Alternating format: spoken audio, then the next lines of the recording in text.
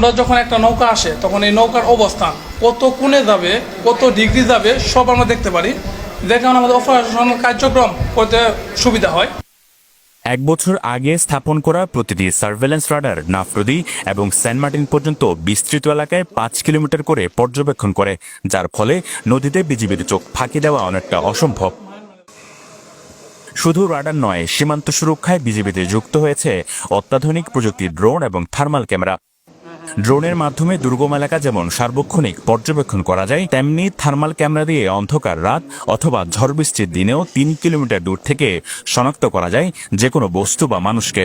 এই রাডার আমরা আসার পর থেকে এই রাডার সবুজ 96 নটিক্যাল মাইলে কাজ করে, দূরত্ব 96 নটিক্যাল মাইল। আমরা অপারেশন নাফ নদী ছোট হওয়ার কারণে আমরা 3 নটিক্যাল মাইল অর্থাৎ 5 কিলোমিটার দায়িত্ব এরিয়াকে আমরা কাজ করি। এই 5 কিলোমিটার ভিতরে মায়ানমার থেকে, প্রতিপক্ষ মায়ানমার থেকে কোনো নৌকা, সেটা বা চোরাচালান বা ওই মায়ানমার নাগরিক যেই আসুক না কেন, ককশিট অথবা সাঁতার যেভাবে আসুক আমরা রাডারের মাধ্যমে দেখতে পারি। আমরা এখানে অবজারভেশন করি, যেখানে আমরা পায়ে হেঁটে দেখা গেছে পৌঁছাতে একটু সময় লাগবে, সেক্ষেত্রে আমরা দ্রুত ড্রোন পাঠিয়ে আমরা সেখানে ভিডিও ফুটেজ কালেক্ট করে দেখে তারপর আমরা সেই সন্ত্রাসী খুব সহজেই দমন করতে পারি। আবহাওয়া খারাপ হলে, ঝড় বৃষ্টি কুয়াশাচ্ছন্ন অবস্থাতেও আমরা পরিষ্কার দেখতে পাই।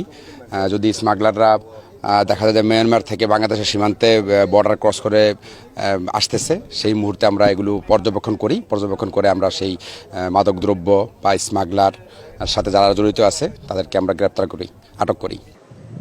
নাফ নদীতে জেলেদের উপর আরাকান আর্মির নির্যাতন বেড়ে চলেছে। শতাধিক জেলে এখনও দেশটিতে আরাকান আর্মির হেফাজতে। প্রতিদিন ঢুকছে মাদকসহ নানা নিষিদ্ধ দ্রব্য। তার উপর নতুন করে যুক্ত হয়েছে নির্বাচনকে কেন্দ্র করে মিয়ানমার থেকে অবৈধ অস্ত্র অনুপ্রবেশের আশঙ্কা। তবে অত্যাধুনিক প্রযুক্তির সক্ষমতার মধ্যে নাফ নদী ব্যবহার করে অবৈধ অস্ত্র বা মাদক প্রবেশ সম্ভব নয় বলছে বিজিবি। কিন্তু বঙ্গোপসাগরে সেন্ট মার্টিনের অদূরে সাম্প্রতিক সময়ে হঠাৎ কিছু অপরিচিত ট্রলারের তৎপরতা বেড়েছে, যার নিয়ন্ত্রণে তারা অন্যান্য সীমান্তরক্ষী বাহিনীর সাথে সমন্বয় করছেন বলে জানায় বিজিবির এই কর্মকর্তা। সীমান্ত পার হয়ে যদি কোনো চালান আসতে হয় তাহলে আমাদের যে মোতায়েনকৃত জনবল আছে তাদেরকে এড়িয়ে আসাটা আগে যেরকম একটা বিভিন্ন প্রকার অ্যাডভান্টেজ ছিল তাদের জন্য, সেগুলোকে আমরা কাটিয়ে উঠেছি। তো নাফ নদীতে এই কারণে আমরা এখন আগের থেকে যে কোনো সময়ের থেকে তুলনায় আমরা দৃঢ়তার সাথে বলতে পারি এই ধরনের কোনো বিষয় হলে সেটা আমরা রাতের বেলায়ও আমরা এটা পয়েন্ট করতে পারবো।